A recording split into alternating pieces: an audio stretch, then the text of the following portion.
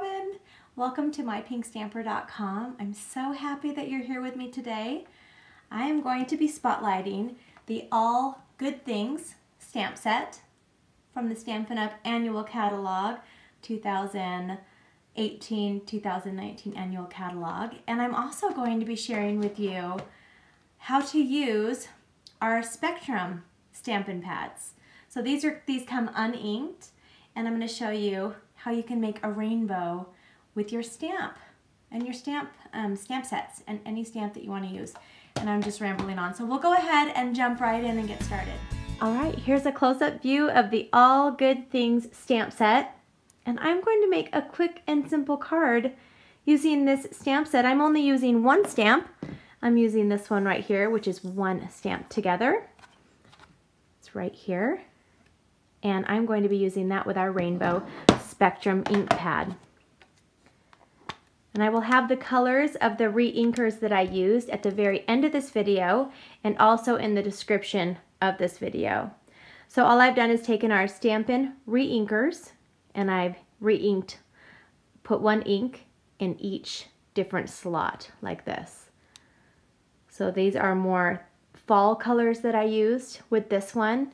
And once you have inked them, they have to stay this way. So this will be my rainbow color in this variety forever. I could just keep refreshing it if I need to add more ink. And then you just purchase another empty one if you'd like to use it for different colors. You can also, with small stamps, just use one of the ink colors, or you can just use partial parts of the rainbow ink pad. So let's go ahead and jump right in with this. I will start with our stamping. I have a piece of our Whisper White cardstock. This is cut 2 3/4 by 3 3/4, and this is going to be portrait like this. And then what you do with your stamp or your ink, you store it like this where they're all separated, and that way they don't run together over time and kind of make one bloppy mess of a color. When you're ready to use them, you just put them together. So they are apart, and now they are together. So we're going to use them together like this, and what I'm going to do is I want the stamp to fit on here like this. Now when you notice, if you notice, that the stamp is just a little bit larger or wider than the actual ink pad. So what I'm going to do is, as I'm inking it up and down, I'm going to kind of go over to the side, back and forth, and that way that'll cover any of the ends that are hanging off. So I will just go ahead and ink it up. So I'm going to kind of go back and forth a little bit, just a little bit, tapping it. And I usually make more than one card at a time, so you don't have to keep cleaning it off every time. You can just keep doing it as long as you're using the same side. So I have this nice and inked up. Make sure I don't have any ink on the corner of my stamp. And I am just going to go ahead and line this up, press it down, and lift it up. And I have a beautiful rainbow koi fish. I think it's a koi fish, right? Now I'm going to go ahead and store this, so I want to make sure that I open it like that. And then I can add the lid on like this and just store it regular. You don't have to store it upside down, but you can, I'm sure, if you would like to keep the ink nice and fresh at the top. Now let's make this into a cute and simple card. The next thing I'm going to do is I'm pulling out my Big Shot because I wanted to give it a little bit of texture in the background. And I love this embossing folder. I'll have the name of it on the screen because, of course, it just slipped my mind when I said I loved it. But I do. I love it so much because it reminds me of the waves of the ocean or water or stream. So I'm going to use that with this Blackberry Bliss cardstock. This is cut at 4 inches by 5 1/4. And I really love that this is a 6 by 6 embossing folder because you can really have the texture go either way. I'm going to have it go across this way since this card is portrait. This is portrait. And this is landscape. Landscape is long, so that's an easy way for you to remember it.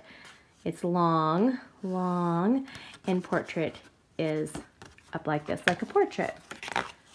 Let me add my embossing folder on here, and I'm going to put this in my Big Shot in between two of our cutting pads and on top of the platform.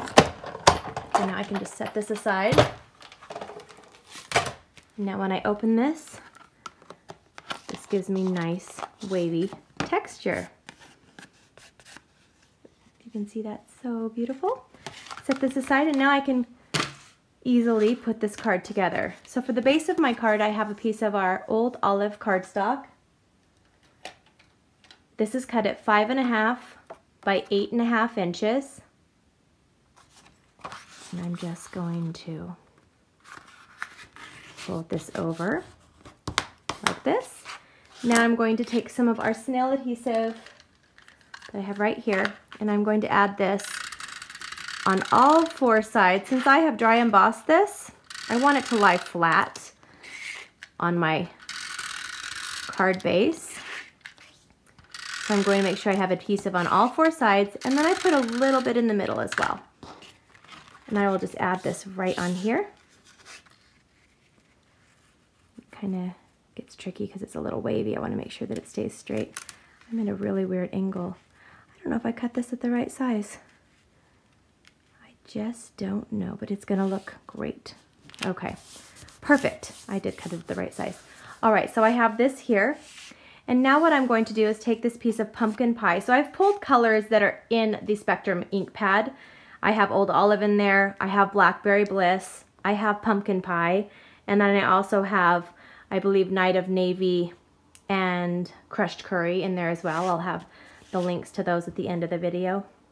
But I have this piece also cut at 2 3/4 by 3 3/4, and I'm just going to stagger it like this. So I'll just go ahead and put adhesive.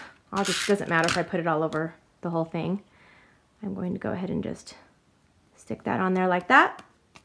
And now you can either take our foam strips. Let me grab some. I had a brand new pack that I needed to open. These are our foam strips.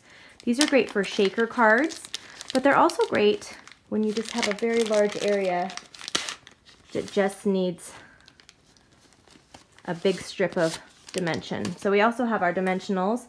You could use that. You could use those on these. I'm just going to go ahead and cut some of these with my scissors that are already... So usually don't use your nice scissors for this, but you know, it's a video. I'm going to do it for a video because I don't know where my other scissors are. Okay, so I'm just going to use 3 of these strips, and they have the adhesive. You can just take it off. The adhesive's on both sides. Take the paper off on both sides. Okay, I'm going to put one up here, one in the middle. Do you hear the train outside? We have a train that we can hear in our whole entire city where I live. Okay, just random facts. That's why I'm doing my video. If you're new to my channel, welcome. I hope you enjoy your time here. Usually I tell you a story about my life while I'm filming, but today's my son's 17th birthday. He's my middle boy. So that's what's going on in my life today. All right, so now I'm going to just add this in the middle. And I have a super simple but elegant card. And here's the other one that I designed to share with you guys. Totally easy. Anyone can do this.